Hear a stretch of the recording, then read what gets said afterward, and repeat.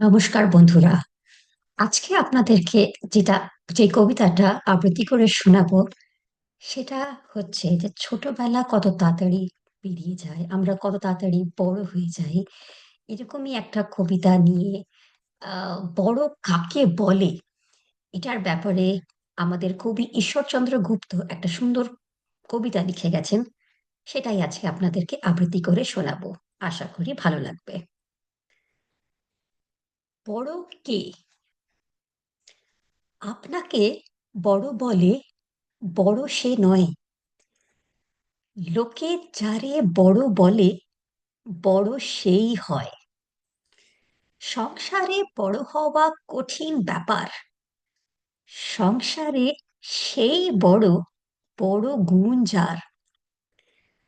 হিতিহাতি না বুঝিয়া মরে অহংকারে, নিজে বড় হতে চায়, ছোট বলি তারে।